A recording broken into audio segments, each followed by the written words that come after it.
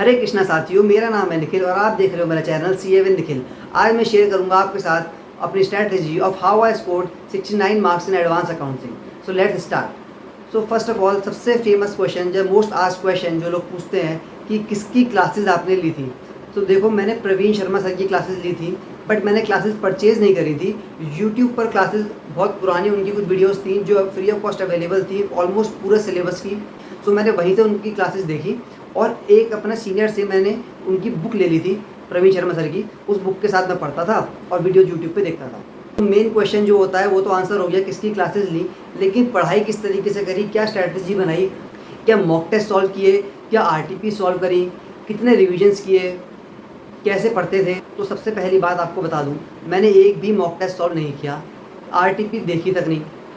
85 marks का मैंने question paper attempt किया था, जिसमें से 69 मार्क्स मेरे आए। तो कैसे आए, क्या रीज़न है, वो बता देता हूँ। मैं मानता हूँ कि क्वालिटी एजुकेशन हमेशा प्रिवेल करेगी ओवर क्वांटिटी एजुकेशन। जिस दिन क्लास देखी, सेम डे उसका रिवीजन, हाथ से लिख के क्वेश्चंस की प्रैक्टिस, और नेक्स्ट डे की क्लास स्टार्ट होने से पहले 15 या 20 मिनट प्रीवियस डे की क्लास का रिवीजन, इसको मैं मानता हूँ क्वालिटी स्टडीज़। नाउ एक टिप देता हूँ आपको। जब भी मैं पढ़ता था तो मेरे पास रहता था हमेशा ये नोट पैड। इस नोट पैड का मैं क्या करता था, क्लास देखते वक्त इस नोट पैड का कोई यूज़ नहीं था, रिवीजन करते वक्त इस नोट पैड का बहुत बड़ा यूज़ था। जो भी क्वेश्चन मुझे लगता था कि थोड़ा ज़्यादा डिफ़िकल्ट है या इम्पॉर्टेंट है या कोई न्यू पॉइंट है उस क्वेश्चन में, उस क्वेश्चन का नंबर, पेज नंबर और वो इम्पॉर्टेंट पॉइंट की समरी मैं इस नोट पैड में लेता था। सपोज क्वेश्चन नंबर 18 है, उस क्वेश्चन में 2 पॉइंट ऐसे हैं जो बाकी किसी क्वेश्चन में नहीं है, या कोई ऐसा पॉइंट है जिसमें मुझे डिफ़िकल्टी फेस हो रही है, तो वो पॉइंट मैं अपने इस नोट पैड में उस क्वेश्चन नंबर के आगे लिख लेता था। इससे क्या होता था, मेरा रिवीजन का टाइम बहुत ज़्यादा सेव होता था।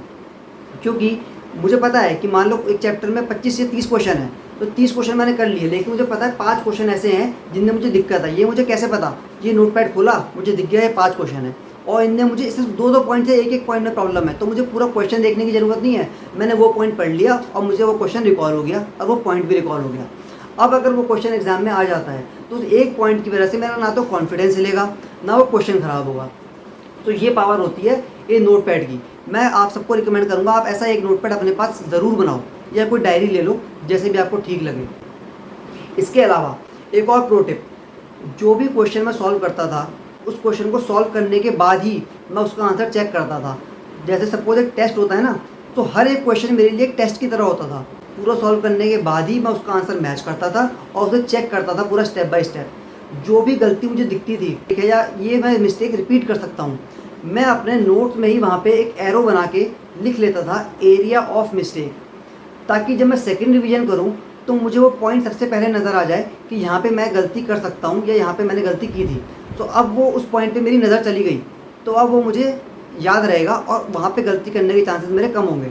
सो आप देखो, जैसे जैसे आपकी गलती करने के चांसेस कम होंगे या आपके इंपॉर्टेंट पॉइंट्स आप याद रखते रहोगे, यही वो बातें हैं जिनसे आपके मार्क्स बढ़ेंगे।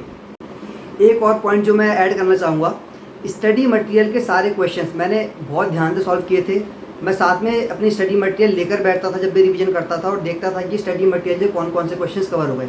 तो स्टडी मटेरियल का कोई भी क्वेश्चन आपने छोड़ना नहीं है, क्योंकि वो क्वेश्चन डायरेक्टली आते हैं एग्जाम्स में। मेरा ऐसा मानना है, देखो, ये जो मैनिफेस्टेशन वाली चीज़ होती है ना, आपने सुना होगा वर्ड मैनिफेस्ट, मेरा खुद का बिलीफ है कि ये वर्क करती है। कोई भी स्ट्रैटेजी बनाने से पहले या किसी भी एग्ज़ाम की तैयारी करने से पहले आप सबसे पहले अपना टारगेट सेट करो कि आपको कितने मार्क्स लेके आने हैं। ज़्यादा मार्क्स लाने हैं ये कोई टारगेट नहीं होता, एग्जामिनेशन लानी है ये कोई टारगेट नहीं होता। एक रैंडम मार्क्स चूज़ करो, 75, 76, और उस मार्क्स को आप अपनी नोटबुक में सबसे पहले पेज पे और लास्ट पेज पे लिख के रखो। मैंने खुद ने अपनी रफ नोटबुक के पीछे, जहाँ पे मैं सारी स्ट्रैटेजी लिखता था, वहाँ पे लिखा हुआ था कि मुझे अकाउंट्स में 80+ मार्क्स स्कोर करने, ये मेरा टारगेट है। जब आप ऐसी चीज़ लिख के रखते हो अपने पास और मैनिफेस्ट करते हो, तो उसके अकॉर्डिंग आपका ब्रेन प्रोग्राम हो जाता है कि आप वैसे ही एक्शंस लो। सो आज की वीडियो के 3 की टेक अवेज अगर पूछोगे तो क्या होंगे? फर्स्ट ऑफ ऑल, हाथ से लिख के प्रैक्टिस करनी है आपको। सेकंड, आपके पास ऐसा एक नोटपैड ज़रूर होना चाहिए जिसमें आप समरी लिखो क्वेश्चंस की। और थर्ड पॉइंट, आपने स्टडी मटेरियल को बहुत ज़्यादा इंपॉर्टेंस देनी है। स्टडी मटेरियल के क्वेश्चंस को बिल्कुल भी निगलेक्ट नहीं करना, एक भी क्वेश्चन स्टडी मटेरियल का छोड़ के मत जाना। एक और बात, जैसे मैंने बताया कि मैंने प्रवीण शर्मा सर की क्लासेस ली थी, आप कोई भी टीचर की क्लास लो, लेकिन प्लीज़ बहुत सोच समझ के लेना, बिकॉज क्लासेस में हमारा काफ़ी टाइम इन्वेस्ट होता है। अगर गलती से कोई ख़राब टीचर की क्लास ले ली तो वो टाइम आपका इन्वेस्ट होने की जगह वेस्ट हो जाएगा। और हम सब जानते हैं सीए एग्ज़ाम्स को क्लियर करने में टाइम सबसे ज़्यादा क्रूशियल पॉइंट है। राइट, तो ये थी मेरी खुद की स्ट्रैटेजी जो मैंने आपके साथ शेयर करी और अपना एक्सपीरियंस। ऐसी और वीडियोज़ के लिए आप मेरे चैनल को सब्सक्राइब कर सकते हो। हम इस पर motivational content, teacher reviews, strategy, latest updates, notifications, बहुत सारी चीज़ें शेयर करते हैं। और अभी रिसेंटली हमने सीए इंटरमीडिएट स्टूडेंट्स के लिए जीएसटी के टेस्ट और नॉलेज के क्वेश्चंस की वीडियो अपलोड करनी स्टार्ट कर दी हैं। 3 वीडियोस ऑलरेडी अपलोड कर दी हैं और धीरे धीरे हम पूरे सिलेबस की वीडियोस अपलोड कर देंगे। तो अगर आपको मेरा कंटेंट पसंद आता है तो चैनल को सब्सक्राइब कर लो, वीडियो को लाइक कर दो और अपने फ्रेंड्स के साथ शेयर कर दो। Thank you.